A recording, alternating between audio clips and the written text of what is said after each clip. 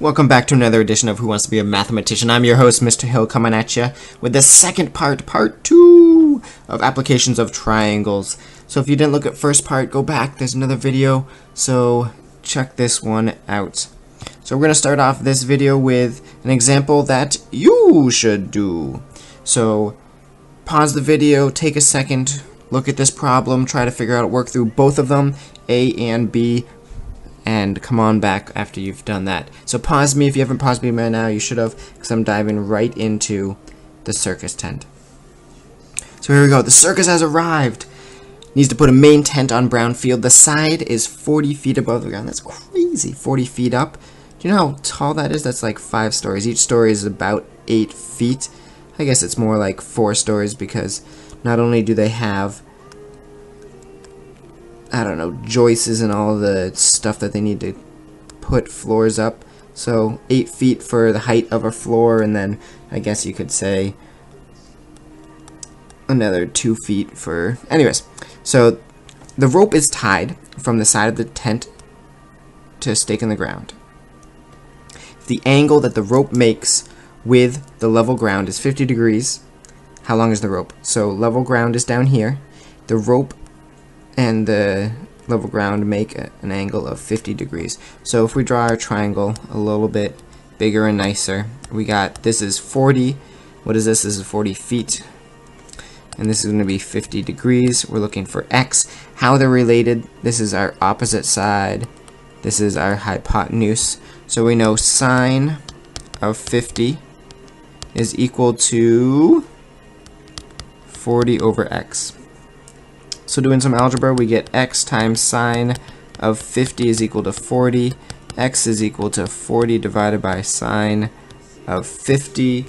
Pull out your handy dandy calculator. We have 40 divided by sine of 50. What do we get? And I get the length x. X is equal to 52.22 feet. That's how long the rope is. 52 feet. So a stunt man is standing at the top of the tent and looks down at a Brewster student who is 100 feet away from the stunt man. What is the angle of depression? So again, I like colors, and I kind of like the black background, so we'll go over here. So we have our tent with our crazy colored sides, because it's a circus, and who knows what goes on at that circus. So there's a guy standing on top of the tent, and he's looking down at the Brewster student who is 100 feet away. So 100 feet is between the two people. So between the Brewster student and the guy is 100 feet. We still know the circus tent is 40 feet tall. And we're looking, what is the angle of depression? So if we draw a triangle, we have 100, we have 40. And we know this right here is what we're looking for. Well, to find this angle, we need to find that angle. So if we redraw our triangle once again, we need to find this theta, 40, and 100. So we know theta is related by, this is adjacent, this is hypotenuse, so adjacent over hypotenuse, and that is by cosine. So cosine of theta is equal to adjacent, which is 40, over hypotenuse, which is 100. And to find this, we're going to take the inverse of both sides. So cosine inverse of cosine theta is equal to cosine inverse of 4/10. I just did got rid of a 0 there. So these cosines cancel out. We have theta is equal to cosine inverse of 2/5. Did another cancellation there. So pull out your calculator. Cosine inverse of 2 divided by 5. And I get theta is equal to 66.42. Well, I'm not quite done yet because that is this angle. And I really want this other angle over here. I want that angle.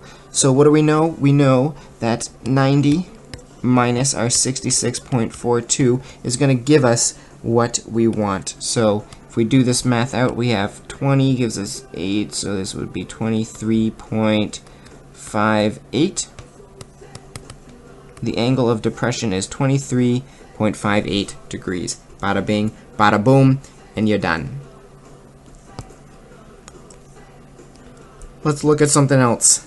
This is gonna get crazy. Be ready, because here we go. A regular polygon is inscribed in a circle with a diameter of 8.34. The apothem of a regular polygon is the measure of a line segment from the center to the midpoint of one of its sides. So that right there is an apothem. We want to find the apothem of the polygon. So a couple things going on. One is we know inside of this we have this lovely polygon, also known as a pentagon. And we know that we're trying to find this here apothem. Well, we've been dealing with right triangles for pretty much the past couple days, so let's try to create a right triangle. So if we go from the center all the way up to one of these corners, we know we have a right triangle there. So if you think of a pizza or a pie, whatever you want, that kind of looks like a pizza slice. Well, how many pizza slices does our pie have? If we do our apothems into all the corners, how many pizza slices does that create? So if we duplicate our apothem pie, if we duplicate that pie right there, how many slices do we have? Well, let's count them. A 1, a 2, 3, 4, 5, 6, 7, 8, 9, 10. There are 10 slices. And how many degrees is one of these here circles? We know a circle is 365 degrees, and each slice is a tenth of that. So that gives us 36 degrees per slice. 36 degrees per slice. So now if we come to our triangle up here, we know 36 degrees is our angle right there. So now we just need to figure out a side, and we can figure out the length because we have trigonometry. So we now need to look at another circle that has our wonderful pentagon inscribed in here again. And what does the problem state? Oh, well, the problem states that we have a diameter. So if we go from one point to another, we have a diameter of 8.34 centimeters. Well, if we look at our triangle up here, it kind of looks like this side right here is one of the sides of the triangle. And we notice that this side is half of our diameter. So we could label this 4.17. So now we have the triangle that we need. If we redraw this, so bring this triangle out there, we have 36 degrees, we have 4.17 as a side, and we're looking for our apothem. So we're looking for this side of our triangle, this side right here, the one that's getting really, really dark. So now we need to relate. We have an angle of 36, and we're relating it to our adjacent over our hypotenuse. So that's going to be our cosine. So cosine of 36 is equal to our adjacent, and our adjacent was our x, and our hypotenuse was 4.17. So now we just need to do some multiply both sides by 4.17 times cosine of 36, and we're going to get our x. So x is equal to 4.17 times cosine of 36. Bada bing, bada boom. 3.37. And what type of unit do we have here? We have centimeters.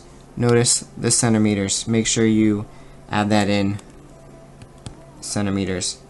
Bada bing, bada boom, and we're good to go. So you got one more guided practice on this, but I'm going to let you do that on your own, and you can check back in with me when you get back. So thanks for watching. Have a great weekend.